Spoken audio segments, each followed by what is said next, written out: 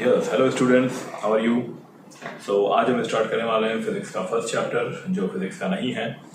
ये फिजिक्स के numerical solve करने के लिए जो मैथमेटिक्स की रिक्वायरमेंट होती है, उस मैथमेटिक्स को क्लब करके हमने एक चैप्टर बनाया जिसका नाम है बेसिक मैथमेटिक्स। ओके, सो पूरा 11th-12th में फिजिक्स या कहें 11th-12th नीट IIT में जो फिजिक्स हमें काम में आने वाली है, वो हम अभी 11th सिलेबस से स्टार्ट करने से पहले ये बेसिक मैथमेटिक्स नाम से एक चैप्टर, जिसके अंदर हमने ये कुछ कंटेंट लिए हैं, यही कंटेंट हमें काम में आने वाले हैं फिजिक्स के न्यूमेरिकल्स को सॉल्व करने के लिए। इसमें बहुत ज़्यादा हमें मैथमेटिक्स रिक्वायरमेंट नहीं है, लेकिन हाँ, ये मैथ्स हमें अच्छे से आनी चाहिए। सो इस चैप्टर में हम क्या पढ़ने वाले हैं? सबसे पहले क्वाड्रेटिक इक्वेशंस। ठीक है, सिंपल इक्वेशंस हमें कई बार जो है वो फिजिक्स में मिलती है, जिसे हमें क्वाड्रेटिक इक्वेशन से सॉल्व करना है। Second trigonometry, third graphs. ये तो सब जानते हैं कि हर फिजिक्स के चैप्टर के अंदर दो फिजिकल क्वांटिटी के बीच में ग्राफ बनाना है, velocity time graph, acceleration time graph, या कोई जो है pressure volume graph and so on. So graph की मैथमेटिकल नॉलेज होगी तो हम हर चैप्टर के अंदर जो ग्राफिकल क्वेश्चंस आएंगे वो सॉल्व कर पाएंगे। After that differentiation. ठीक है, सो डिफरेंशिएशन बहुत इंपॉर्टेंट कंसेप्ट, कैलकुलस का फर्स्ट चैप्टर। इसमें डिफरेंशिएशन के थ्रू हम फाइंड करेंगे slope and maximum minimum. Okay, फिर इसके बाद आएगा टॉपिक इंटीग्रेशन। टॉपिक इंटीग्रेशन में हम दो चीज़ें आएंगी, एक तो इंटीग्रेशन सिंपल, एक आएगा डेफिनेट इंटीग्रेशन। डेफिनेट इंटीग्रेशन की एप्लीकेशन होती है एरिया अंडर द ग्राफ। कोई ग्राफ है, उसके अंदर कितना एरिया एनक्लोज हो रहा है, वो हमें मिलेगा डेफिनेट इंटीग्रेशन से। And last but not the least, very important chapter, that is vectors. हम जानते हैं फिजिक्स में जो फिजिकल क्वांटिटीज हैं वो या तो स्केलर होंगी या वेक्टर होंगी। स्केलर क्वांटिटीज का एडिशन सब्ट्रैक्शन कोई इसमें बहुत बड़ी बात नहीं, वो सिंपल मैथमेटिक्स से हो जाएगा, प्लस माइनस। लेकिन वेक्टर क्वांटिटीज का जो रिजल्ट आएगा, उसका जो एडिशन होगा, सब्ट्रैक्शन होगा, वो सारी नॉलेज हम इस चैप्टर के अंदर जो है वो ब्रीफ करके यहाँ पर हम स्टडी करेंगे इन मैथमेटिकल टर्म्स। फिर वही चीज आगे पूरी फिजिक्स में अप्लाई होगी। ओके, सो स्टार्ट करते हैं first chapter, sorry first topic quadratic equations है। फाइन,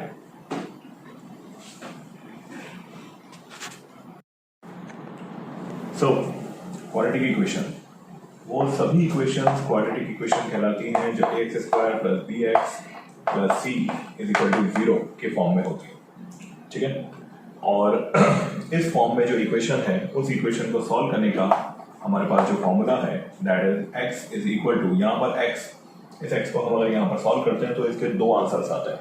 ठीक है, और वो आंसर्स हैं x is equal to minus b plus under root b square minus 4ac by 2a।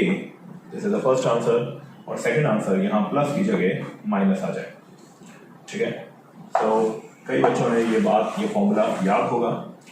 इस फॉर्मूले का नाम क्या है? सभी आंसर देंगे क्वाड्रेटिक इक्वेशन को बताने वाला फॉर्मूला, क्वाड्रेटिक फॉर्मूला, राइट? तो ठीक है, it's right, but more correct is Shridhar Acharya formula. यहां पर एक सिंपल बात मैं कहना चाहूंगा कि कोई भी साइंटिस्ट कोई फॉर्मूला अगर निकालते हैं तो वो फॉर्मूला उनके नाम पर हो जाता है। तो जब इंडियन साइंटिस्ट ने, श्रीधर आचार्य ने ये फॉर्मूला निकाला, तो इसका नाम क्वाड्रेटिक फॉर्मूला क्यों फेमस किया गया? फोर्स में जो न्यूटन, सर आइजैक न्यूटन ने जो फॉर्मूले निकाले, उनका नाम है न्यूटन्स लॉ। ठीक है, अब अगर इंडियन साइंटिस्ट श्रीधर आचार्य ने फॉर्मूला निकाला तो उसका नाम श्रीधर आचार्य फॉर्मूला होना चाहिए। हम इसे क्यों याद रखें? क्वाड्रेटिक फॉर्मूला 888-90 AD के आसपास ये श्रीधर आचार्य ने ये फॉर्मूला दिया, जो पूरी दुनिया में क्वाड्रेटिक इक्वेशन इस फॉर्मूले से सॉल्व हो रहा है। ओके, सो हमें हमेशा इसको आज से श्रीधर आचार्य फॉर्मूला ही याद रखना है, कोई क्वाड्रेटिक फॉर्मूला नाम से याद नहीं रखना है।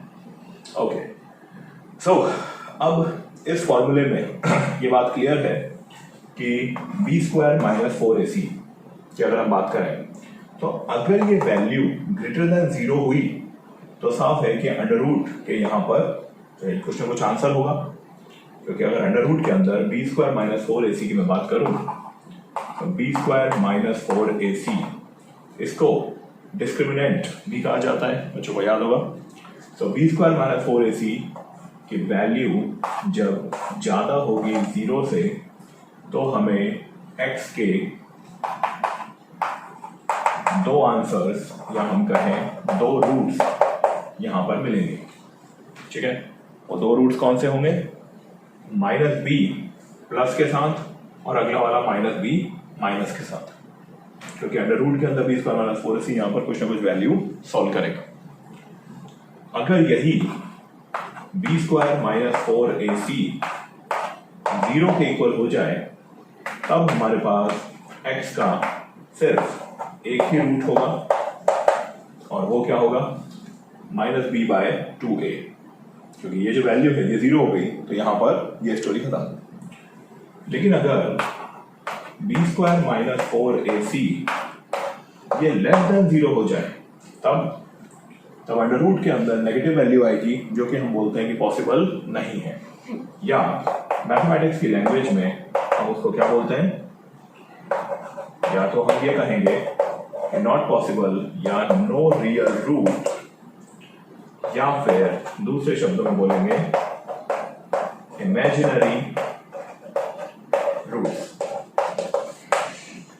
Okay, so b square minus 4ac की ये तीन conditions, greater than 0, equal to 0 and less than 0। ठीक बात? ओके,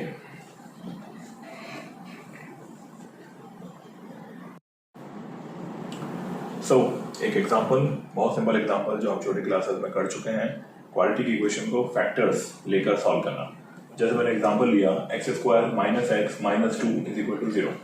ठीक है, तो इस एग्जांपल में हमें यहाँ पर ये जो माइनस एक्स है इसको हम लिख सकते हैं माइनस 2x प्लस एक्स। ठीक है, so x square minus 2x plus x minus 2 is equal to 0, ये हो गया। अब यहाँ एक्स स्क्वायर और 2x इन दोनों में से हमें साफ दिख रहा है कि एक x को हम यहाँ बाहर कॉमन ले सकते हैं। ठीक है, सो ब्रैकेट में आ जाएगा x माइनस 2 प्लस यहाँ आ गया प्लस x माइनस 2 से हम यहाँ पर कुछ कॉमन नहीं ले सकते सिवाय 1 के, तो यहाँ पर 1 का कॉमन ले लिया, we get x minus 2 is equal to 0। अब इन दोनों इक्वेशन मतलब इन दोनों में यहाँ ब्रैकेट में हम x माइनस 2 को इधर बाहर कॉमन ले सकते हैं, तो x माइनस 2 बाहर कॉमन लिया and here we get x plus 1। ठीक है, तो इसके ये फैक्टर्स हो गए, इस क्वांटिटी की इक्वेशन में यहाँ फैक्टर्स हो गए x minus 2 x plus 1 is equal to 0। तो यहाँ इन फैक्टर से हमें इजीली मिल जाएगा कि x की दो वैल्यू हैं प्लस 2 एंड माइनस 1। ठीक है, तो ये बहुत सिंपल तरीका ये छोटी क्लासेस में हम कर चुके हैं। अब हम बात करते हैं अगर हमें थोड़ा सा कॉम्प्लेक्स क्वेश्चन मिलता है जिसमें कि हम फैक्टर्स नहीं कर सकते हो, राइट। सो यहाँ रैंडमली मैं कुछ भी एग्जांपल ले रहा हूँ, x square plus 3x plus 5 is equal to 0। अब ऐसे ही रैंडमली कुछ भी यहाँ वैल्यू लिया और साफ लग रहा है कि इसका फैक्टर्स नहीं कर सकते। ठीक है, सो अब जब फैक्टर्स नहीं कर सकते तो हम आएंगे श्रीधर आचार्य फॉर्मूले पर।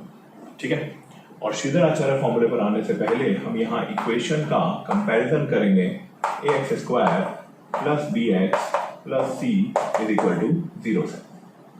ठीक है, so ax square plus bx plus c is equal to 0 में हम अब ये देखते हैं कि a की वैल्यू 1, b की वैल्यू 3 एंड c की value 5। Okay, so a b c यहाँ पर इन तीनों की वैल्यूज हमें मिल जाती है। फॉर्मूले में वैल्यू रखते हैं x is equal to minus b, what is b 3 plus minus under root b square minus 4ac, so b square minus 4 a and c 5 whole divided with 2 and a which is again 1। तो श्रीधर आचार्य फॉर्मूले में ये value हमने रखी लेकिन हम यहाँ अगर देखें तो 3 स्क्वायर मतलब 9 and 4 multiplied with 1 multiplied with 5 means 20। 9 minus 20 minus 11, so 9 minus 20 minus 11 under root के अंदर माइनस की वैल्यू और माइनस 1 हो चाहे माइनस 11 हो चाहे माइनस 11 लाख हो, अंडर रूट के अंदर माइनस की value means no real roots, तो यहाँ पर x का कोई आंसर नहीं आएगा, no real roots, this is not possible, यहाँ बोलेंगे इमेजिनरी। फाइन, सो ये एक एग्जांपल जो श्रीधर आचार्य फॉर्मूले से किया है, आंसर इज इमेजिनरी। अब एक और एग्जांपल करते हैं, ठीक है। सो अभी हमने देखा एक answer x square plus 3x plus 5 equal to 0, उसका कोई भी वैल्यू नहीं है x के पास जिसमें कि वो इक्वेशन सेटिस्फाई हो सके, ठीक है। अब एक और एग्जांपल देखते हैं। मान लीजिए हमें क्वेश्चन मिला है 2x square plus 5x plus 1 equal to 0, ठीक है। अब ये भी इक्वेशन ऐसी है कि हम इसे फैक्टराइज करके सॉल्व नहीं कर सकते। फिर से इसको कंपेयर करेंगे x square plus b x plus c equal to 0 से, और यहाँ पर साफ दिख रहा है कि ए का आंसर हुआ 2, बी का आंसर हुआ 5 और सी का हुआ 1, ठीक है। Again the same Shridhar Acharya formula, x is equal to minus b, तो हुआ -5 plus minus under root b square मतलब 5 square minus 4ac, so 4 a की वैल्यू 2 और c की value 1 whole divided with 2a। अब यहां साफ दिख रहा है कि b स्क्वायर मतलब 5 स्क्वायर मीन्स 25, ठीक है। तो 25 minus 4 into 2 into 1 that means 8। तो ये यहाँ अंडर रूट के अंदर कुछ भी है, जो भी आंसर है उसका मतलब यहाँ पर है पॉजिटिव, तो पॉजिटिव है इसका मतलब ये अंडर रूट सॉल्व हो सकता है। इसका मतलब यहाँ पर x के 2 आंसर्स आएंगे। चलिए देखते हैं कौन से। x is equal to -5 plus minus, so 25 माइनस 8 कितना होता है 17, ओके क्लियर यहां तक। So -5 plus root 17 -5 minus root 17 whole divided with 4, ये यहां पर x के 2 आंसर्स, क्लियर। तो इस तरीके से हम यहाँ पर ये श्रीधर आचार्य फॉर्मूले का यूज करके आंसर निकाल सकते हैं अगर इक्वेशन सिंपल फैक्टराइज से सॉल्व नहीं हो रही है तो। First priority simple factorise, second priority ये, फाइन। अब हम एक काम करते हैं, ये जो फॉर्मूला है इस फॉर्मूले का डेरिवेशन देख लेते हैं कि ये आया किस तरीके से, ओके।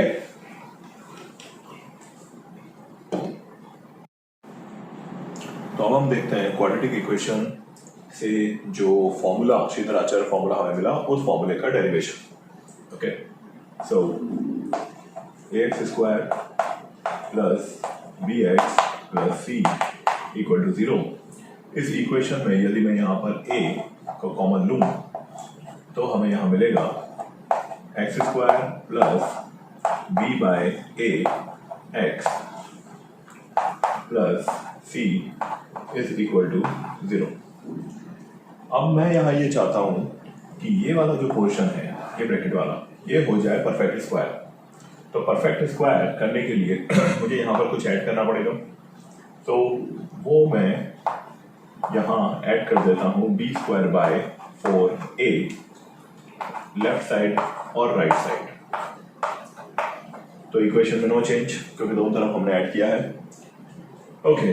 अब ये b स्क्वायर बाय 4a को मैं इस ब्रैकेट के अंदर ले जाऊं तो मुझे नेक्स्ट स्टेप में क्या मिलेगा, a कॉमन है, x square plus b by a x plus, अब ये b स्क्वायर बाय 4 यहाँ ब्रैकेट के अंदर जाएगा जहां पे पहले a बाहर जो है वो कॉमन लिया जा चुका है, तो ये मुझे मिलेगा b square by 4a square bracket close plus c is equal to b square by 4a, okay. So ये साफ दिख रहा है, यहाँ पर हम इसे b बाय 2a का होल स्क्वायर लिख सकते हैं और ये एक परफेक्ट स्क्वायर की इक्वेशन बन जाती है। सो अगेन a कॉमन, यहाँ bracket x square plus x plus b by 2a का होल स्क्वायर, ठीक है। यहाँ जो प्लस c है इसको मैं अगले स्टेप में अगर उधर ले जाऊं तो ये हो जाएगा is equal to b square by 4a और ये c ये उठ के उधर चला गया तो यह हो गया माइनस c। इस माइनस c को हम लिख सकते हैं c बाय 1। यहाँ तक क्लियर? ठीक है। फिर नेक्स्ट स्टेप में अगर मैं इस a को यहाँ पर ये राइट साइड में डिवाइड कर दूं तो ये a इधर डिवाइड होके हो जाएगा 4a स्क्वायर और यहाँ हो जाएगा ये c बाय a। ठीक, बहुत सिंपल। ओके, सो अब हमें यहाँ मिलती है equation x plus b by 2a whole square is equal to, यहाँ साफ है कि मैं अगर यहाँ पर एलसीएम लेता हूँ 4a स्क्वायर,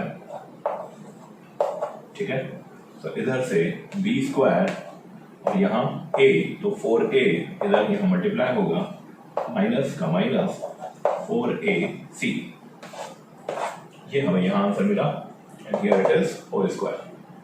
सो सब 11th एटलीस्ट 11th के स्टूडेंट हैं, तो यहाँ पर इजीली हम इस बात को सॉल्व कर सकते हैं। कोई 12th का बच्चा भी अगर ये इक्वेशन देख रहा है तो शीतलाचार्य का फॉर्मूला इसके बाद वो इजीली सॉल्व कर सकता है, क्योंकि यहाँ पर मैं अगर स्क्वायर हटाता हूँ तो क्या होगा, अंडर रूट के हमेशा दो आंसर आते हैं, प्लस और माइनस। ठीक है, नेक्स्ट स्टेप के अंदर इस अंडर रूट में से ये जो 4a स्क्वायर है ये बाहर निकल आएगा और बन जाएगा 2a। ठीक है, और यहाँ से हम इसको सॉल्व करें तो x plus b by 2a is equal to all this. तो मैं अगर b बाय 2a को इक्वल्स टू के उधर ले जाता हूँ तो मुझे आंसर मिलता है x is equal to minus b by 2a। यहाँ अंडर रूट से 4a स्क्वायर को बाहर लेते हैं तो प्लस या माइनस के साथ न्यूमरेटर में तो वही वैल्यू रहती है, that is b square minus 4ac divided with 2a। एक सेम एलसीएम लेकर हम इसे वापस से लिख सकते हैं and this is the derivation of Shridharacharya formula. Okay,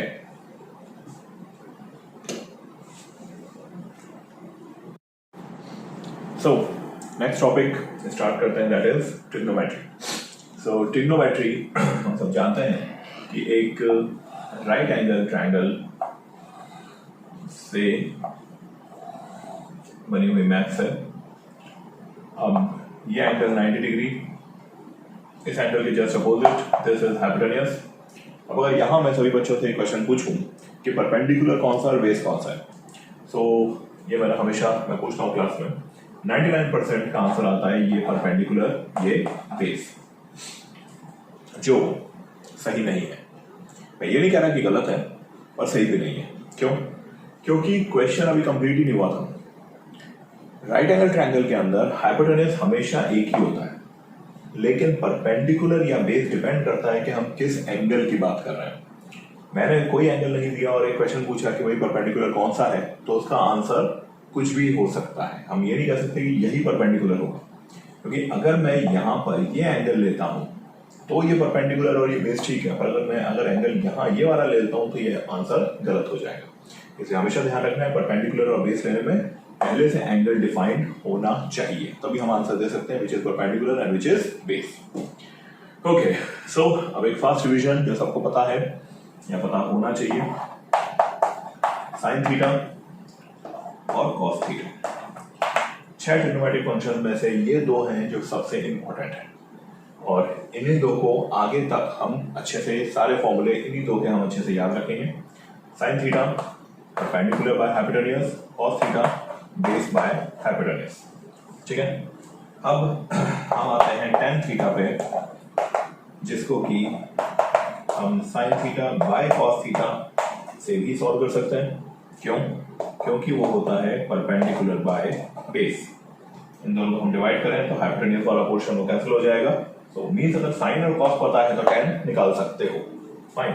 अब साइन थीटा का उल्टा reciprocal cos theta is actually 1 by sine theta, मतलब hypotenuse by perpendicular. Similarly sec theta 1 by cos theta, ये क्या हुआ, hypotenuse by base, and cot theta which is 1 by tan theta, ये क्या हुआ, base by perpendicular. So moral of the story साफ दिख रहा है कि सब में इंपॉर्टेंट है sine theta and cos theta. ठीक है, अब यहां पर अगर हम बात करें पाइथागोरस थ्योरम की,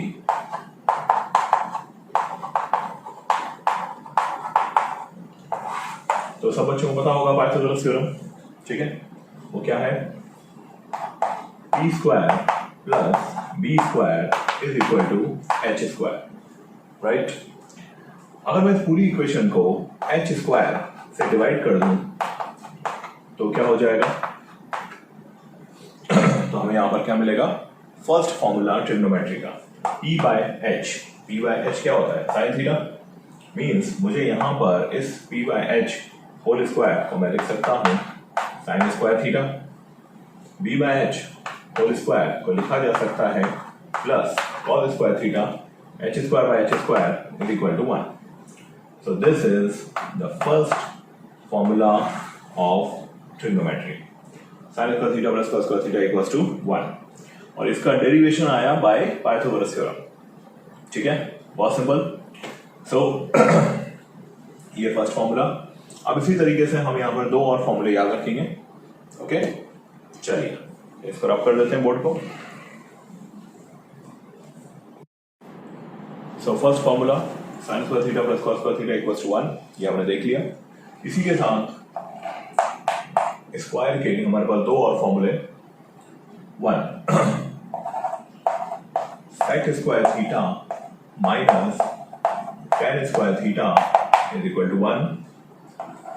third formula cosec square theta minus cot square theta is equal to 1। ठीक है, तो ये तीन फॉर्मूले, जिसमें से एक का हमने सिंपल पाइथागोरस थ्योरम से जो डेरिवेशन है वो देख लिया। फाइन, इसके बाद फोर्थ जो फॉर्मूला हमें याद रखना है ट्रिग्नोमेट्री में, that is sine A plus B. ठीक है, मैं आपको मिनिमम फॉर्मूले जो मतलब बताऊंगा वो लिखवाऊंगा, और ये कोशिश करेंगे कि उन फॉर्मूले से ही, मतलब जो बेसिक फॉर्मूले हैं वो हम यहाँ पर अच्छे से पढ़ें, और बाकी जो कुछ और फॉर्मूले हैं जो बेसिक की हेल्प से बनाया जा सकता है उनको याद करने की जरूरत नहीं है। बेसिक को याद करो, बाकी फॉर्मूले अपने आप बनाओ। ठीक है, so sine A plus B, sine A plus B का आंसर होता है sine A multiply cos B plus cos A sine B, sine A cos B plus cos A sine B. ठीक है, ये फॉर्मूला है साइन ए प्लस बी का। यदि कोई हमसे पूछ ले साइन ए माइनस बी, तो सिंपल यहां प्लस की जगह माइनस आ जाएगा। ठीक है, सो इसी में हमारे ये दो फॉर्मूले हो गए। सिमिलरली अगर हम बात करें कॉस ए प्लस बी का, so cos A plus B का फॉर्मूला है कॉस ए कॉस बी। अब कॉस में एक बात याद रखनी है कि अगर यहाँ क्वेश्चन में प्लस है तो उसके आंसर में माइनस हो जाएगा, minus sine A sine B. Cos A plus B is cos A cos B minus sine A sine B. अगर यहां पर कॉस ए माइनस बी हमसे पूछा है तो इधर आंसर में प्लस हो जाएगा, सिंपल। ओके, फिर वही बात कि अगर साइन कॉस का आंसर हमें आता है तो टेन का आंसर हम खुद सॉल्व कर सकते हैं। ठीक है, टेन का हमें रखने की जरूरत नहीं है। चलिए देखते हैं, टेन ए प्लस बी क्या होगा, इसको लिखा जा सकता है sine A plus B divided with cos A plus B, means इन दोनों इक्वेशंस का आपस में डिवीजन। ठीक है, डिवाइड कर देते हैं। सो ऊपर वाली इक्वेशन को लिखते हैं दोबारा से,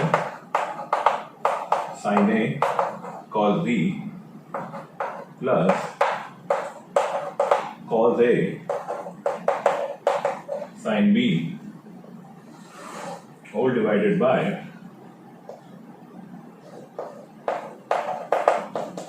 cos A cos B minus sine A sine B.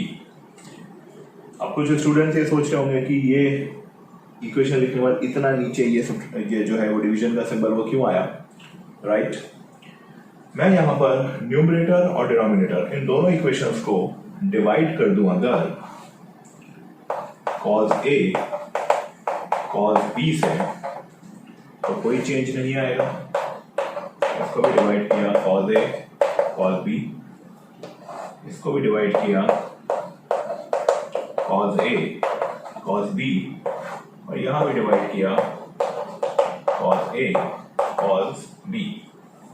Okay, चलिए cos B का फैक्टर यहां कैंसिल आउट, cos A का फैक्टर यहां कैंसिल आउट, cos A और cos B ये दोनों यहां cancel out.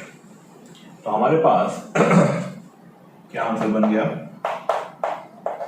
tan A plus B का। इसको सॉल्व करें तो sine by cos tan A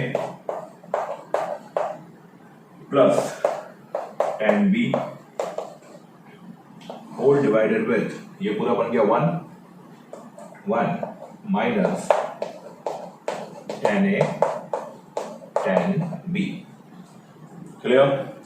सो अगर इक्वेशन में प्लस है तो न्यूमरेटर में प्लस, डिनोमिनेटर में माइनस। अगर इक्वेशन में माइनस होता तो सिंपल बात, न्यूमरेटर में माइनस और डिनोमिनेटर में प्लस, तो ये हमें मिल जाता है tan A plus B A minus B का फॉर्मूला। ठीक बात।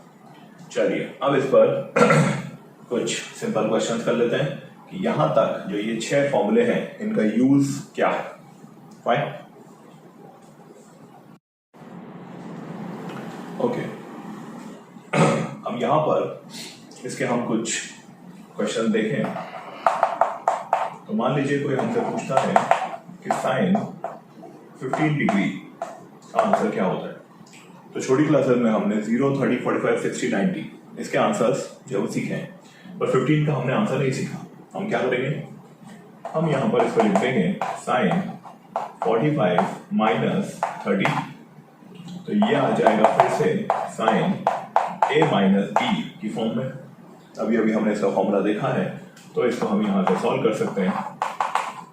Sign A cos B minus cos A and sine B, इनकी वैल्यू सबको याद है, ठीक है।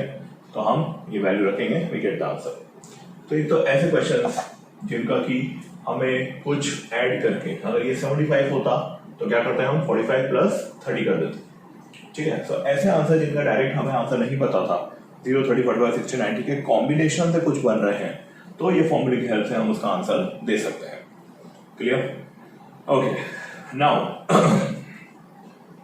अब जो मैं लिखने जा रहा हूं वो कई बुक्स ने उसको एज अ फॉर्मूले लिखे हुए हैं, लेकिन हमारी नजर में वो सिंपल कुछ क्वेश्चंस हैं, ठीक है। वो कोई फॉर्मूले नहीं है, उनको फॉर्मूले की तरह याद करेंगे कोई रिक्वायरमेंट नहीं है, वो फेमस एग्जांपल्स हैं, ठीक है। सो क्या एग्जांपल, मान लीजिए आपसे पूछा जाए sine 2 theta. So what is sine 2 theta? This is actually sine theta plus theta. Again आ गया ये A प्लस B की फॉर्म में, ठीक है। तो साइन A प्लस B की फॉर्म में आ गया, जिसमें A और B दोनों की वैल्यू है थीटा। सिंपल। सो हम क्या आंसर लिख सकते हैं, sine A cos B plus cos A sine B, दोनों की वैल्यू थी जो है वो थीटा, इस वजह से ये answer. So next step solve होके क्या आने वाला है, ये साइन 2 थीटा इज एक्चुअली इन दोनों का addition, twice of sine theta cos theta. So this is the answer of sin 2 theta. Simple. Okay. अब नेक्स्ट इसी फॉर्म में एग्जांपल वो है cos 2 थीटा। फिर से उसको वही लिखेंगे,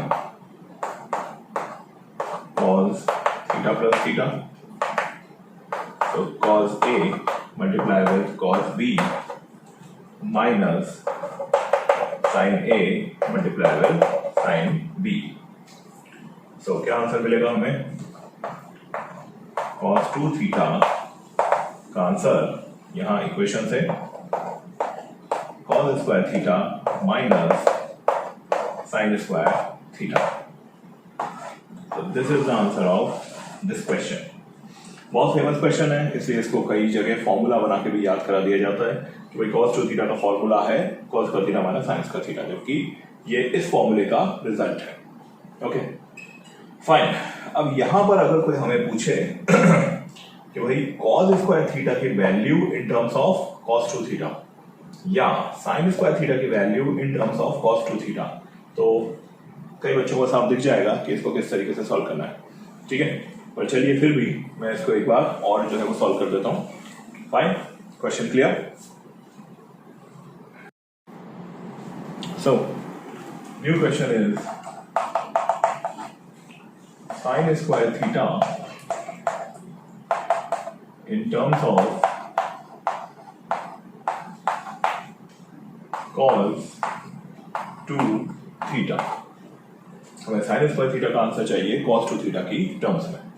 ठीक है, सो स्टार्ट करते हैं। अभी जो हमने प्रीवियस सॉल्व किया था cos 2 थीटा का आंसर हमें मिलता है cos square theta minus sin square theta. तो साफ है, हमें इस cos स्क्वायर थीटा को चेंज करना है।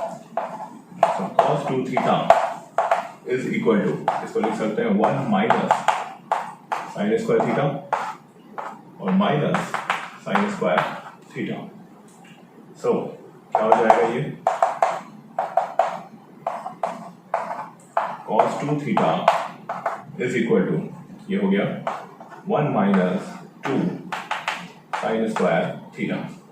सो क्लियर है, इस फैक्टर को उठा के इधर लाएंगे, उसको उधर ले जाएंगे तो हो जाएगा 1 minus cos 2 theta is equal to 2 sin square theta, और सिर्फ sin स्क्वायर थीटा को यहाँ रहने देंगे तो आंसर हो जाएगा 1 minus cos 2 theta whole divided with 2। So sin square theta in terms of cos 2 theta का आंसर ये। बिल्कुल इस तरीके से यदि अगर यहाँ हमसे पूछा गया होता instead of sin square theta, अगर क्वेश्चन होता cos स्क्वायर थीटा, तो क्या करते हैं, इस cos स्क्वायर थीटा को यही रहने देते हैं और इस sin स्क्वायर को लिख देते हैं 1 माइनस cos स्क्वायर थीटा, फिर सिंपल कैलकुलेशन प्लस माइनस इधर उधर ले जाना। ठीक है, सो उस चीज को मैं डायरेक्टली लिख रहा हूँ cos square theta can be written as 1 plus cos 2 theta by 2। Okay, चलो यहां तक हो गया। अब एक बात ये आती है दिमाग में कि भाई ट्रिग्नोमेट्रिक फंक्शन की फॉर्म में रहा तो इतनी मेहनत क्यों की गई, क्यों sin square theta cos square theta को cos 2 थीटा की टर्म्स में लिखा जाता है।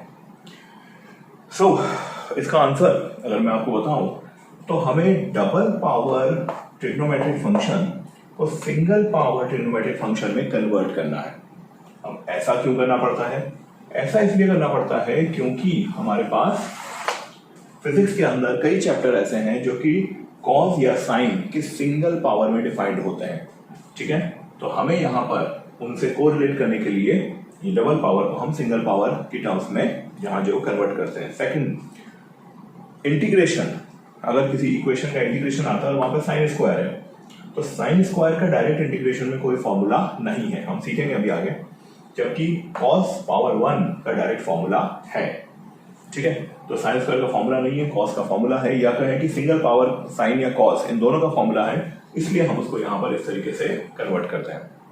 ठीक है, सो ये सिंगल पावर हमें फिजिक्स में SHM, waves, alternating current, EM waves, ठीक है, और कुछ चैप्टर्स में ये सब चीजें हमें काम आने वाली है। Get it? चलिए, सो ट्रिग्नोमेट्री की स्टोरी को और आगे बढ़ाते हैं।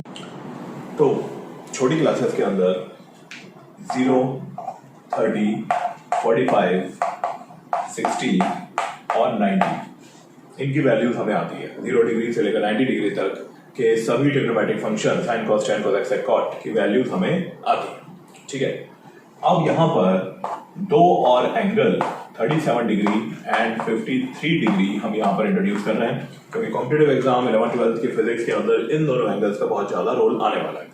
ठीक है, अब इन दोनों की हमें वैल्यूज और याद नहीं करनी पड़े, हम इस बात को एक बार में यहाँ पर समझ जाएं, तो उसके लिए हमें क्या करना है,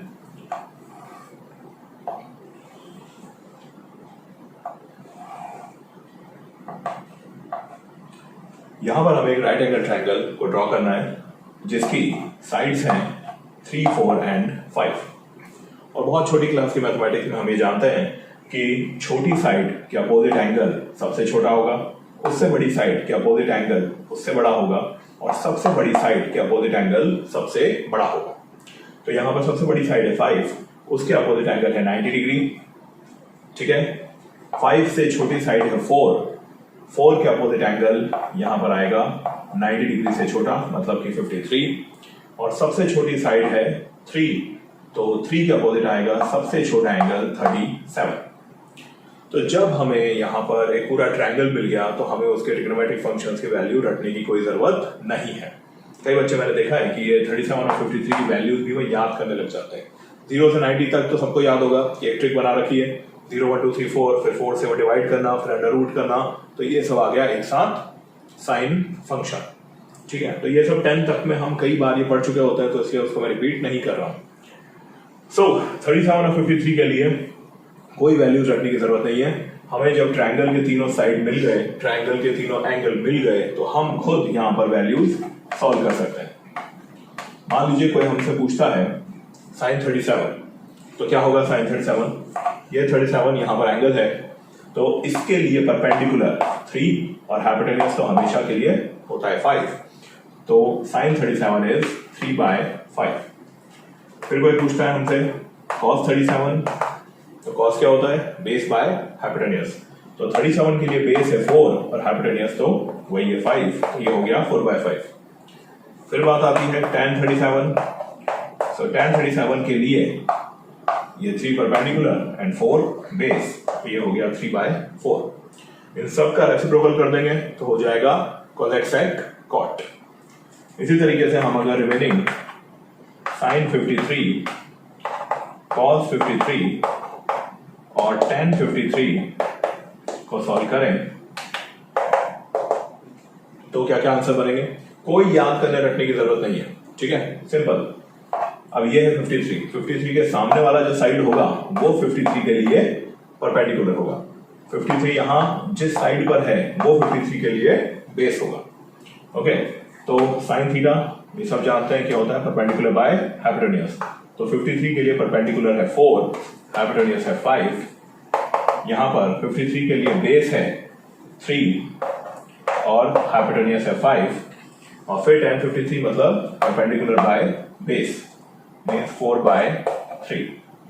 तो ये ट्रिग्नोमेट्रिक फंक्शन जो हमने बहुत सिंपल तरीके से यहां ट्रायंगल ड्रॉ करके सॉल्व कर लिया, ओके। चलिए अब इसके बाद यहां पर हम और एक बात करें। अभी तक जो फैमिलियर यूनिट है हमारे पास एंगल के लिए वो यूनिट है डिग्रीज, लेकिन हम ये जानते हैं कि साइंस के अंदर 11th 12th की फिजिक्स के अंदर जब हम बात करेंगे तब एंगल्स की एसआई यूनिट, मतलब एंगल्स की जो बेसिक यूनिट होती है वो होगी रेडियंस। तो डिग्रीज में अभी तक वो फैमिलियर यूनिट है, लेकिन आगे चल के साइंटिफिक यूनिट आने वाली है रेडियन।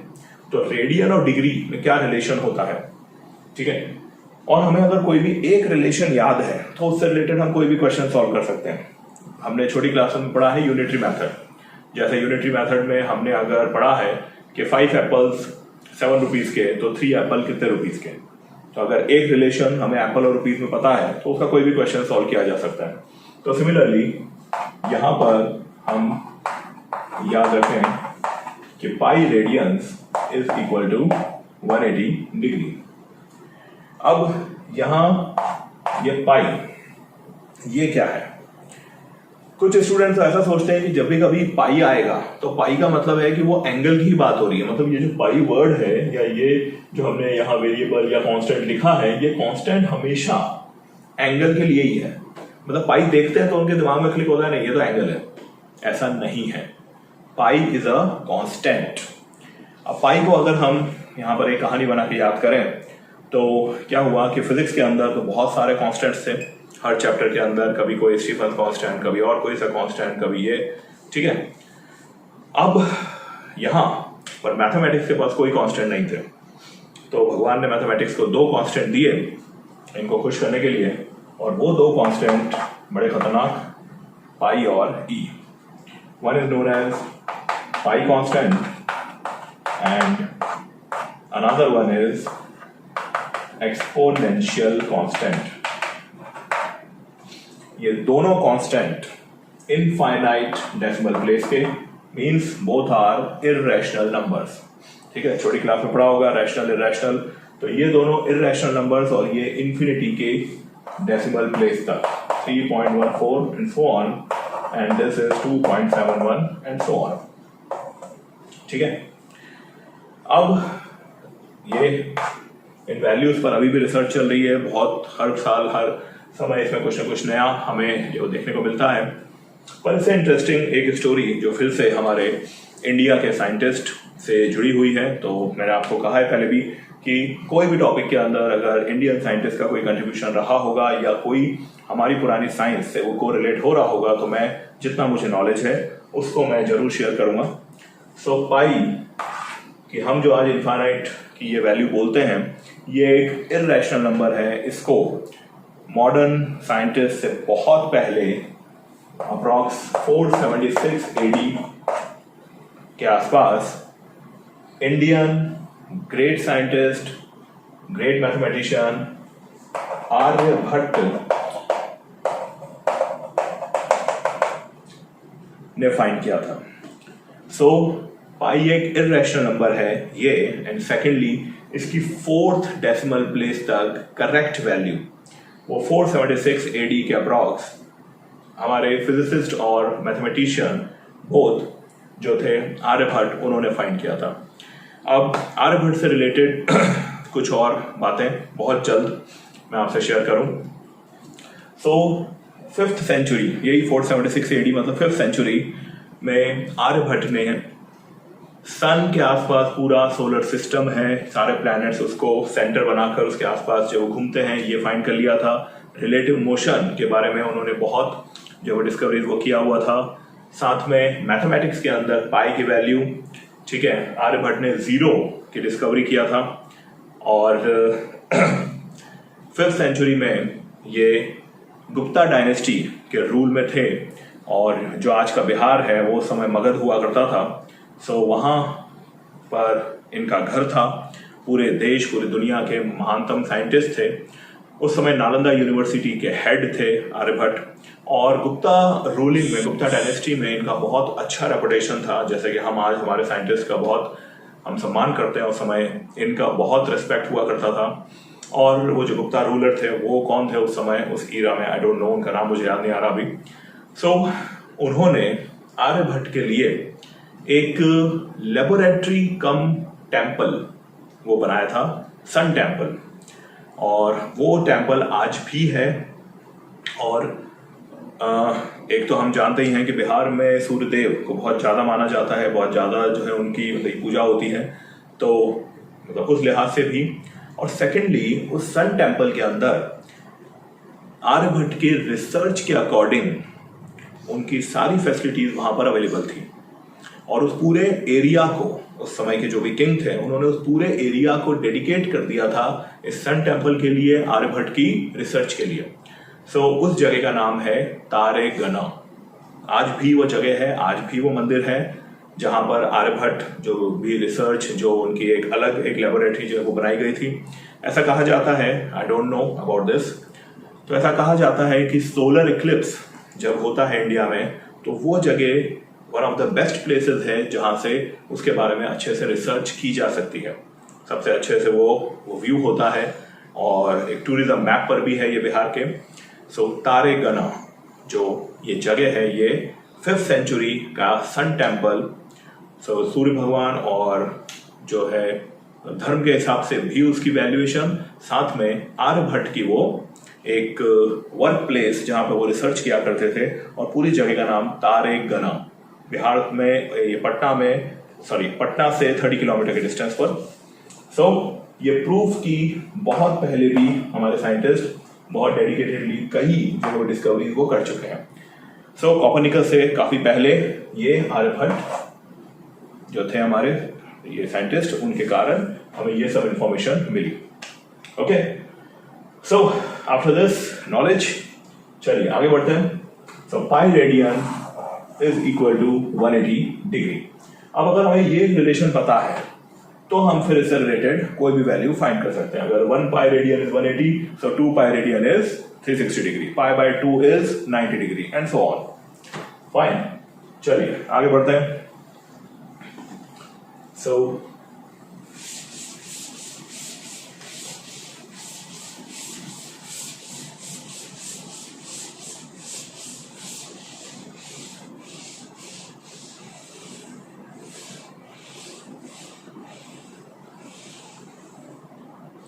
ओके, अब इसके बाद हम ये देखें कि ये जो रेडियन है, रेडियन के अंदर हमें जो एंगल फाइंड करना है वो एंगल हम डायरेक्टली किस तरीके से फाइंड कर सकते हैं। अभी तो हमने एक रिलेशन देख लिया रेडियन और डिग्री के बीच में। अब अगर हमें एंगल फाइंड करना है इन रेडियन तो उसका डायरेक्ट मेथड क्या है? तो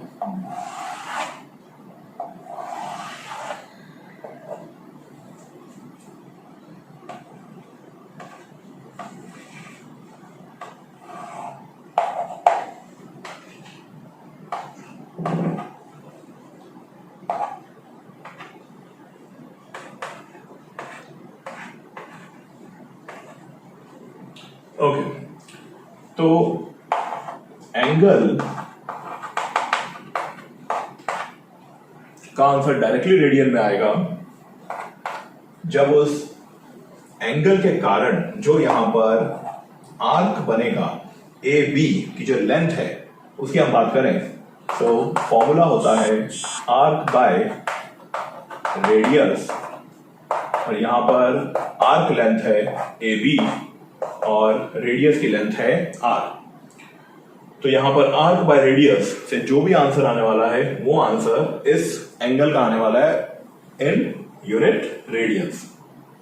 ठीक है, so this is here, this angle is known as plane angle, क्योंकि ये इस प्लेन पे बना हुआ है, तो this is the plane angle. Okay, अब इसके बाद एक और बात जो मैं यहां शेयर कर रहा हूं, जो सिर्फ फॉर्मूला लेवल तक अभी हमारे सिलेबस में है, नीट IIT में सिर्फ फॉर्मूला लेवल तक है। ठीक है, रेयर टू रेयर अगर कोई इस फॉर्मूले से हमें ये डायरेक्टली अगर कुछ पूछ ले तो प्लेन एंगल के बाद सॉलिड एंगल। अब सॉलिड एंगल क्या होता है? 3 डायमेंशनल एंगल। जैसे हम इमेजिन करें एक सॉफ्टी है, तो सॉफ्टी एक 3D ऑब्जेक्ट है। अभी यहां जो बनाया हमने वो था एक प्लेनर ऑब्जेक्ट। इस बोर्ड पर एक सर्कल बनाना, ठीक है, एक सर्कल बनाना इज प्लेनर। पर अगर यहां पर मैं कोई फुटबॉल ले आऊं तो वो जो फुटबॉल है वो होगी एक 3D ऑब्जेक्ट। एक सॉफ्टी के कोन की बात करें तो वहां पर उसके अंदर जो एंगल बन रहा है वो 3 डायमेंशनल एंगल बन रहा है। So that 3D angle is known as solid angle, और इसकी यूनिट होती है स्टेरेडियन। प्लेनर एंगल की यूनिट रेडियन, सॉलिड एंगल की यूनिट स्टेरेडियन। ठीक है, तो अगर ये हम सपोज करें कि ये एक स्फीयर है, ये फुटबॉल जैसा है, अब मैं यहां पर 3D ड्राइंग बनाने की कोशिश करूंगा। मेरी ड्राइंग बहुत अच्छी नहीं है, फिर भी मैं ट्राई करूंगा। ठीक है,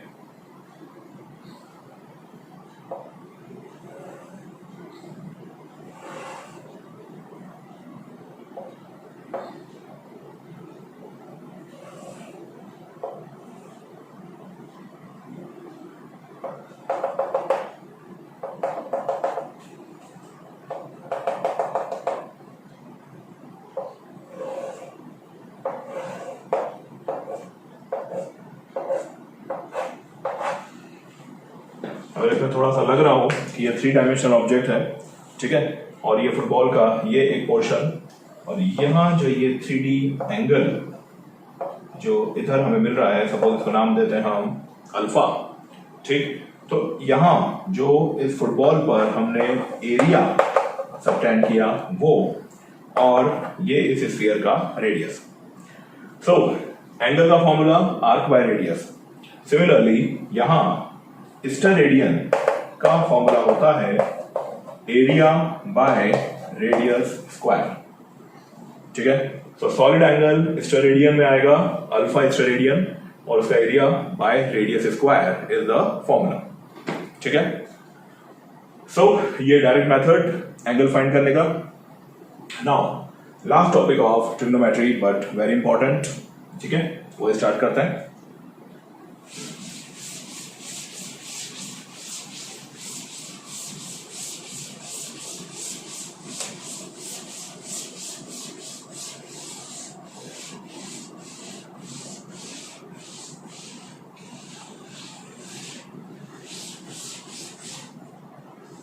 ओके, सो अब क्या होता है कि कोई भी एंगल ऐसा है जो कि हमारी रेंज के बाहर है, हमें जो याद है वैल्यूज उसके बाहर है, तो हम क्या चाहते हैं कि वो हमें जो वैल्यूज याद है उन वैल्यूज के अंदर अगर वो एंगल आ जाए तो हम सॉल्व कर सकते हैं।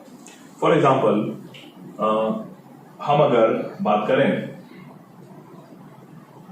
कि साइन 30 डिग्री का हमें आंसर याद है हाफ, पर अगर कोई हमसे बोले साइन 300 डिग्री तो यहां पर हमारे पास इसका कोई आंसर नहीं है। तो हम यहां पर ऐसा करते हैं कि भाई ये 300 डिग्री जो है उसकी वैल्यू किसी न किसी ऐसी वैल्यू के इक्वल हो जो हमें याद है, तो हम साइन 300 का भी आंसर दे सकते हैं। ठीक है, तो अब इस बात को यहां पर समझते हैं कि ऐसे क्वेश्चन को हमें सॉल्व जो है वो कैसे करना है। चलिए, तो इसके लिए हम पढ़ते हैं ASTC रूल। ओके, तो ASTC rule, this is x axis, this is y axis. यहां से एंटी क्लॉकवाइज डायरेक्शन में हम एंगल को मेजर करना स्टार्ट करते हैं। ये हम छोटी क्लासेस में ये पढ़ चुके हैं, ये 9th-10th में इतना तो जो है वो पढ़ लेते हैं कि एक्स एक्सिस से हम स्टार्ट करते हैं। तो ये है 0 डिग्री, यहां से लेकर इधर तक आए तो दिस इज 90 डिग्री, यहां से माइनस एक्स की तरफ आए 180 डिग्री, माइनस एक्स से इधर यहां पर माइनस वाई की तरफ आए 270 डिग्री और वापस घूम के इधर आ गए, सो 360 डिग्री। ओके, तो एक कंप्लीट राउंड में 360 डिग्री हम ट्रेवल वो कर जाते हैं। अब 0 से लेकर 90 डिग्री तक, यहां तक मतलब दिस पॉजिटिव एक्स एक्सिस से पॉजिटिव वाई एक्सिस तक जाने में, यहां तक को हम बोलते हैं फर्स्ट क्वाड्रेंट। ठीक है, 90 से 180 तक जाने को बोलते हैं सेकंड क्वाड्रेंट, 180 से 270 तक जाने को बोलते हैं थर्ड क्वाड्रेंट और 270 से 360 को बोलते हैं फोर्थ क्वाड्रेंट। ओके, अब यहां पर फर्स्ट क्वाड्रेंट की बात सोचें कि अगर कोई एंगल है जो 90 से छोटा है, इसका मतलब वो फर्स्ट क्वाड्रेंट में आएगा। मैं अगर यहां पर कोई एक एंगल ड्रॉ करूं तो ये एंगल इधर है। अब हमें अगर इसका परपेंडिकुलर और बेस को ड्रॉ करना है तो बहुत सिंपल, ये हो गया परपेंडिकुलर, तो ये परपेंडिकुलर, यहां पर बेस और इधर हाइपोटेनस। अब एक सिंपल बात सोचो कि यहां पर परपेंडिकुलर जो है वो किस डायरेक्शन में, पॉजिटिव वाई, मतलब हमारे लिए परपेंडिकुलर की वैल्यू जो भी है वो है पॉजिटिव। ठीक है, बेस की वैल्यू है यहां पर पॉजिटिव एक्स, तो बेस की वैल्यू भी पॉजिटिव, हाइपोटेन्यूज तो लेंथ है वो तो हमेशा ही पॉजिटिव होगी। तो अगर परपेंडिकुलर, बेस और हाइपोटेन्यूज अगर ये तीनों पॉजिटिव हैं, इसका मतलब सभी ट्रिग्नोमेट्रिक फंक्शंस पॉजिटिव आने वाले हैं। ठीक है, अगर हम b बाय b सोचें, b बाय h सोचें, b बाय h सोचें, सभी का आंसर पॉजिटिव आने वाला है क्योंकि इन तीनों की वैल्यू पॉजिटिव है। बहुत सिंपल, तो हम क्या बोलेंगे, फर्स्ट क्वाड्रेंट में all trigonometric functions are positive. तो ऑल का जो a है वो हमने यहां लिया है, दिस इज a। क्लियर? अब हम यहां आते हैं, सपोज हमारे पास कोई ऑब्ट्यूज एंगल है, मतलब इसको हम नाम दे देते हैं θ1। फर्स्ट क्वाड्रेंट का जो एंगल है दैट इज θ1।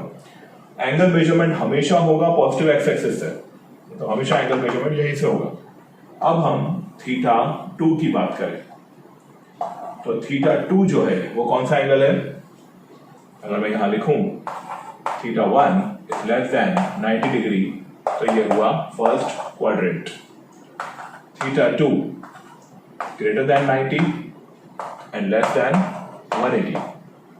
ठीक है, तो ये हुआ सेकेंड क्वाड्रेंट।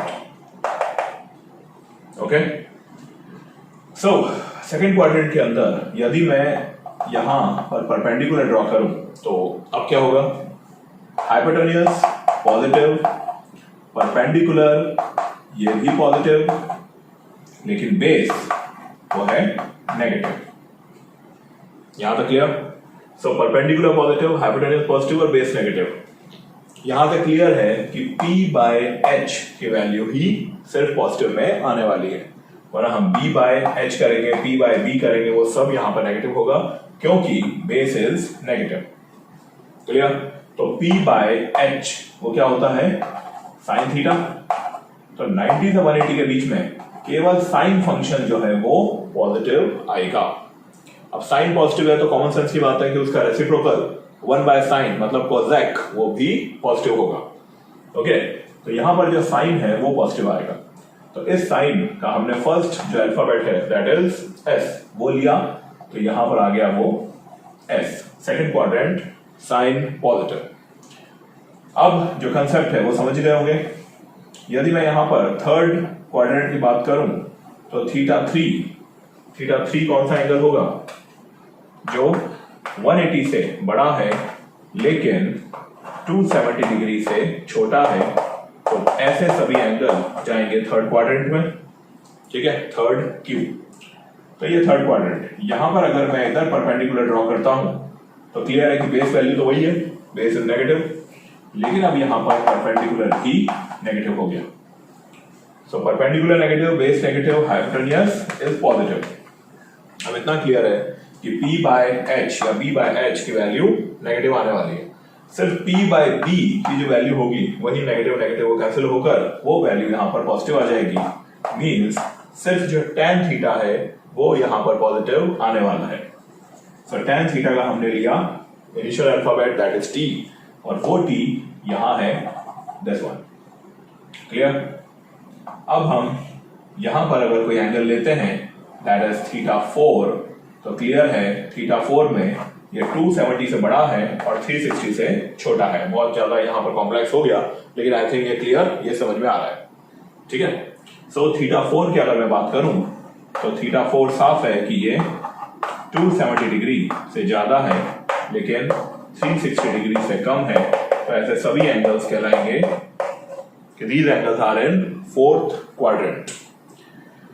सो फोर्थ क्वाड्रेंट के अंदर क्या हुआ, perpendicular negative, base positive and hypotenuse positive. Hypotenuse हमेशा पॉजिटिव है, इसको बार बार हमें यहां पर सोचने की रिक्वायरमेंट नहीं है। सो बेस और हाइपोटेन्यूज अगर ये दोनों पॉजिटिव है तो इनका रेशो भी पॉजिटिव होगा। तो B/H ये क्या होगा, कॉस। तो फोर्थ क्वाड्रेंट में कॉस पॉजिटिव है, तो इनिशियल अल्फाबेट हुआ C, तो वो हमने यहां रखा C। तो इसलिए first second third fourth quadrant के कारण इस रूल का नाम होता है ASTC रूल। अब रूल क्या है वो अभी हम यहां देखने वाले हैं, लेकिन अभी हमें सबसे पहले ये समझ में आया कि इस रूल का नाम ASTC क्यों है। First second third fourth quadrant, इनमें कौन कौन से ट्रिग्नोमेट्रिक फंक्शंस पॉजिटिव हैं। फर्स्ट में सभी पॉजिटिव हैं ऑल, सेकंड में साइन, थर्ड में tan एंड फोर्थ में cos। ठीक है, इसलिए नाम हुआ ASTC। ठीक है, अब आखिर इस रूल में है क्या, इस रूल से हम क्या बेनिफिट जो है ले सकते हैं। ठीक है, चलिए स्टार्ट करते हैं। तो अभी इसको मैं यहीं पे ये ड्रॉ जो है मैं रहने दूंगा और यहीं पर एक पोर्शन को रख करके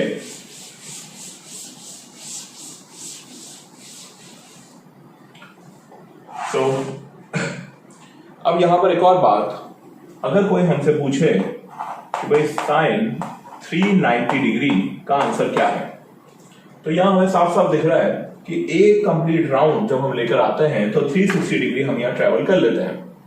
तो 360 डिग्री ट्रेवल करने के बाद कितना है, मतलब 360 डिग्री यहां किसके साथ मर्ज हो रहा है, 0 डिग्री के साथ। तो हर 360 का जो कॉम्बिनेशन है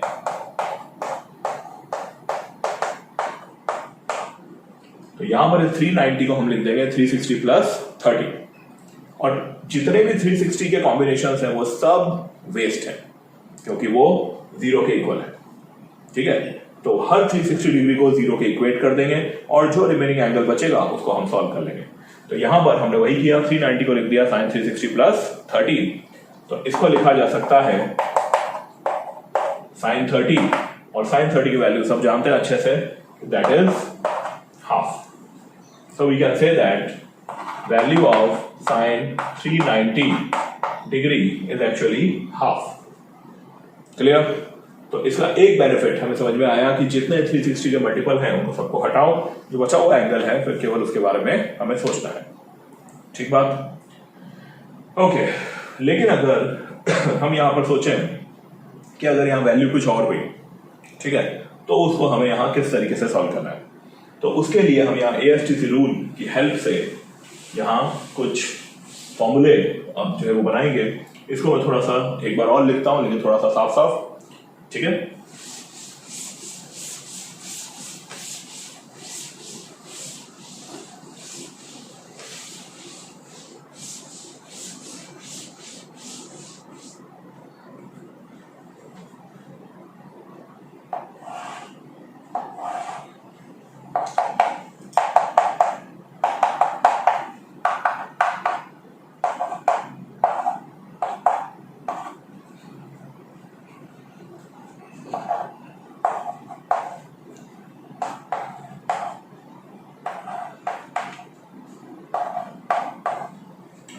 ओके. अब इसकी हेल्प से हम यहां पर कुछ, चलो मैं ये कंप्लीट लिख देता हूं जिससे कि चलो कंफ्यूजन नहीं हो. All sine tan cos ASTC. अब यहां पर मैं आपको 48 फॉर्मूले बनाना सिखाऊंगा. एक भी फॉर्मूला याद करने की जरूरत नहीं है, कोई रटने की जरूरत नहीं है. यूजुअली ये कहा जाता है साइन और कॉस के इंपॉर्टेंट है, वो याद कर लीजिए, कोई याद करने की जरूरत नहीं है. ठीक है? हम यहाँ 48 फॉर्मूला बनाना सीखेंगे by the help of this ASTC rule. फॉर्मूले बनाने के लिए कुछ एक दो कंसेप्ट हैं, वो समझना जरूरी है. बस वो समझेंगे, 48 फॉर्मूले अपने आप हम ड्रॉ कर सकते हैं. चलिए. सबसे पहले हम यहाँ पर एक एग्जांपल लेते हैं. 8 मैं बनाता हूं. हर ट्रिग्नोमेट्रिक फंक्शन के 8 फॉर्मूले बनेंगे. साइन, कॉस, टेन, कोसेक, सेक, कॉट. तो 6 फंक्शन है, हर फंक्शन के 8 फॉर्मूले बनेंगे, तो 6 8 48. तो 8 मैं बना रहा हूं. सिमिलरली रिमेनिंग 40 आप खुद बना सकते हैं. तो सबसे पहले हमें यहां पर 2 ग्रुप बना देने हैं. एक 90 और 270 का ग्रुप, और दूसरा है 180 और 360 का ग्रुप. मैं यहां लिख देता हूं और ज्यादा क्लियर हो जाएगा. 90 270 का ग्रुप है, और दूसरा ग्रुप है 180 और 360 का. अब याद रखने के लिए 90 270 का जो है वो बदमाश ग्रुप है, 180 360 का वो बड़ा अच्छा ग्रुप है. ठीक है? अब ये बदमाश ग्रुप क्या करता है, ये फंक्शन को चेंज कर देता है. साइन को कर देता है कॉस, और कॉस को कर देता है साइन. ठीक है? ये सिंबल ये सबको याद होगा. tan फंक्शन को बदल के कर देता है कॉट, कॉट फंक्शन को बदल के कर देता है tan. सिमिलरली कोसेक को कर देता है सेक, और सेक को कर देता है कोसेक. इतना याद रखना है. यहां मैंने बात बोल दी है पहले ही कि ये अच्छा ग्रुप है, ये कोई फंक्शन चेंज नहीं करता. साइन का साइन ही रहता है. सिमिलरली कॉस का कॉस एंड tan का tan. अब फंक्शन चेंज कर देता है, चेंज नहीं करता. कहां चेंज कर देता है, कहां चेंज नहीं करता, वो क्वेश्चन हमारे दिमाग में आ रहा है. ओके, सो ध्यान से सुनिए. सबसे पहले हम यहां 90 और 270 के साथ जो फॉर्मूले हमसे पूछे जाएंगे वो क्या होंगे, अब उस बात पे आते हैं. 90 के साथ 2 रिलेशन बनेंगे, 90 minus theta and sine 90 plus theta. 270 के साथ 2 relation, 270 minus theta and sine 270 plus theta. Okay, तो अब यहां पर सिर्फ 2 स्टेप है. इन 2 स्टेप को इसी सीक्वेंस में रखना है जिस सीक्वेंस में मैं अभी आपको सिखाने वाला हूं. इसका सीक्वेंस चेंज मत कर देना, वरना आंसर गारंटेड रॉन्ग आएगा. क्यों रॉन्ग आएगा वो भी अभी यहां पर जो समझ में आ जाएगा.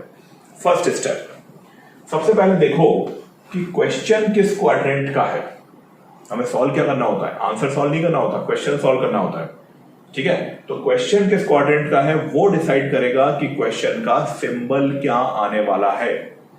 ओके, यहां पे मैक्सिमम गलती करते हैं बच्चे, वो आंसर को भी सॉल्व करने लग जाता है। वो कैसे, वो भी जरूर समझ में आएगा। तो फर्स्ट स्टेप, क्वेश्चन किस क्वाड्रेंट का है। 90 माइनस थीटा, मतलब 90 में से कुछ माइनस किया, तो 90 में से कुछ माइनस किया तो क्वाड्रेंट क्या होगा, फर्स्ट क्वाड्रेंट, वो सबका घर है, सारे ट्रिग्नोमेट्रिक फंक्शन का घर है वो, तो सब यहां पर पॉजिटिव रहते हैं, ऑल। ठीक है, तो इसका जो भी आंसर आने वाला है वो आने वाला है एक्चुअल में पॉजिटिव। ठीक बात। अब हम सोचते हैं 90 प्लस थीटा, इसका क्या होगा, 90 से यहां पर थोड़ा प्लस किया, ये पहुंचा सेकंड क्वाड्रेंट। सेकंड क्वाड्रेंट किसका घर है, साइन का। क्वेश्चन किसका है, साइन का। तो साइन यहां पर अपने ही हाउस में जा रहा है, तो अगर साइन अपने हाउस में जाएगा तो रिजल्ट पॉजिटिव ये आने वाला है। ठीक है, क्लियर एकदम। फिर बात करते हैं हम third question, third formula 270 minus theta. 270 में से कुछ माइनस हुआ, इसका मतलब पहुंच गए हम थर्ड क्वाड्रेंट।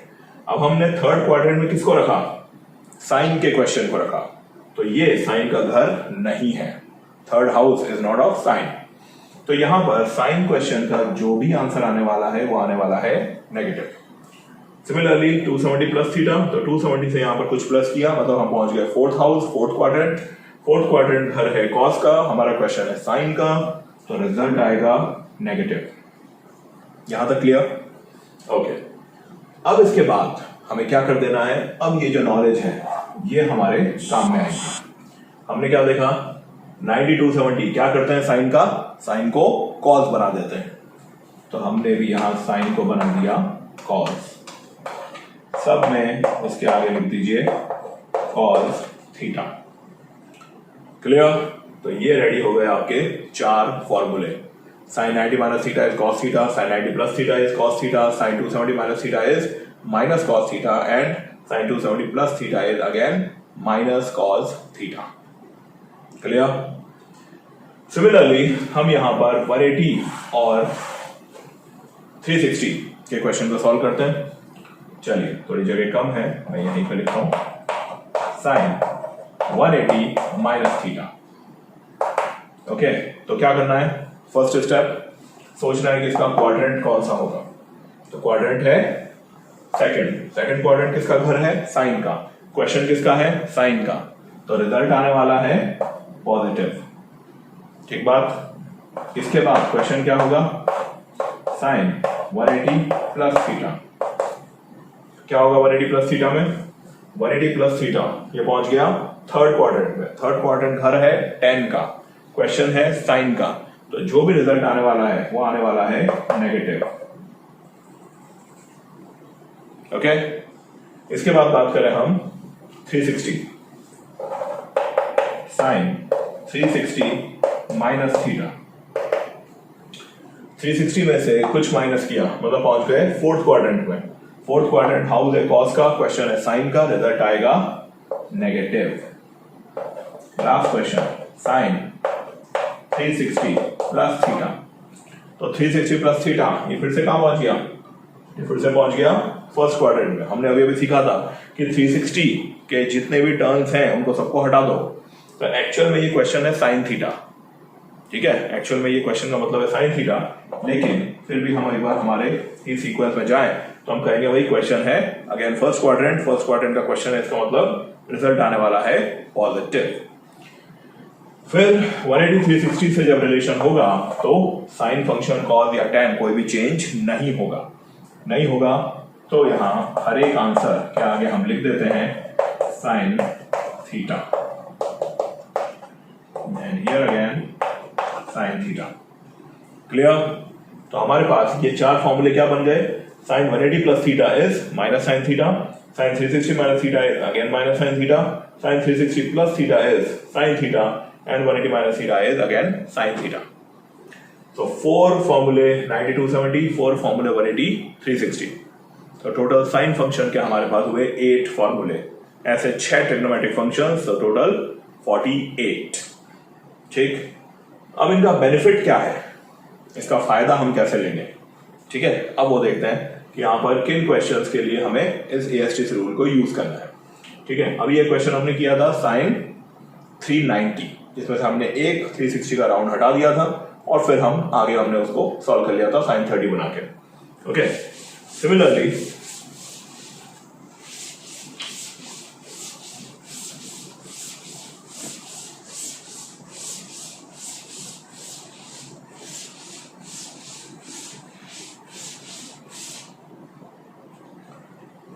अब एक एग्जांपल मान लीजिए sin 480 डिग्रीज, ठीक है। तो फर्स्ट स्टेप, सबसे पहले ये सोचना है कि क्या इसमें से कोई 360 के मल्टीपल हम हटा सकते हैं। अगर हटा सकते हैं तो सबसे पहले क्वेश्चन को हम वैसे हल्का कर लेते हैं। तो इसको हम लिख सकते हैं 360 प्लस 120, ठीक है। तो ये 360 का मल्टीपल जो है ये किसी काम का नहीं है, मतलब एक्चुअल में हम sin 480 को लिख सकते हैं sin 120 डिग्री, ठीक है। सो अब ये sin 120 को हमें सॉल्व करना है, हमें डायरेक्टली इसका आंसर नहीं पता। चलिए ASTC रूल लगाते हैं, ठीक है।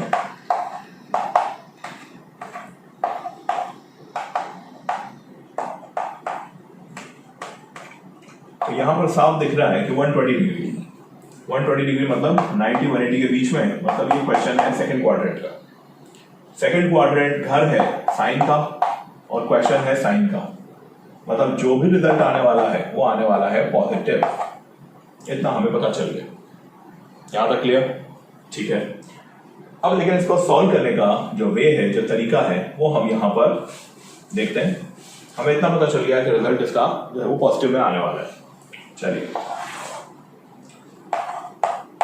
साइन 120 डिग्री को मैं यहां पर दोनों तरीके से सॉल्व करूंगा, 180 के साथ रिलेशन बनाकर भी और 90 के साथ रिलेशन भी। अब जिस स्टूडेंट को जैसे इजी लगे वो आगे उस चीज को वैसे ले जाए, okay.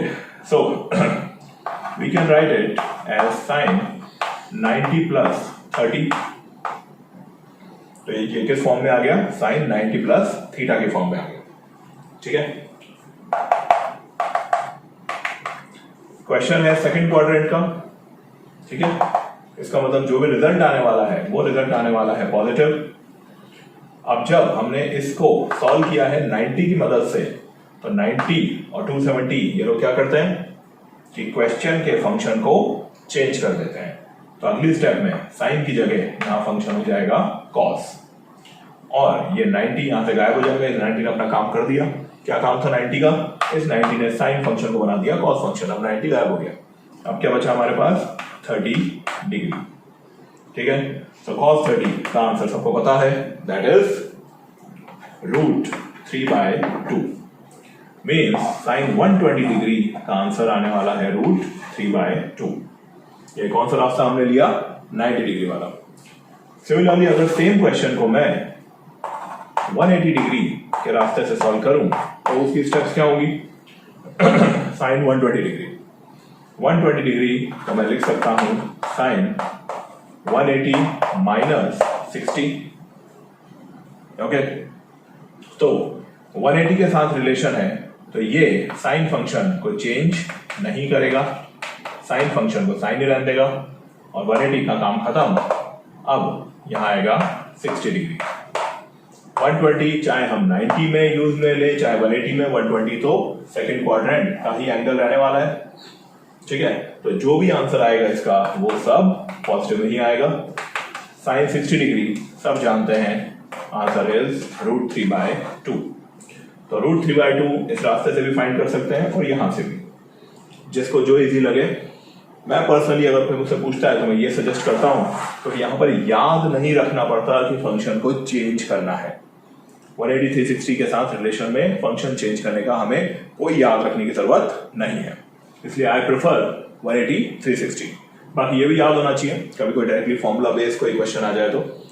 Okay, so this is ASTC rule. इससे रिलेटेड हम कितने भी क्वेश्चन यहां पर कर सकते हैं। I think one question is sufficient to understand कि ये इस रूल का यूज किस तरीके से करना है, ठीक है। Okay fine, thank you.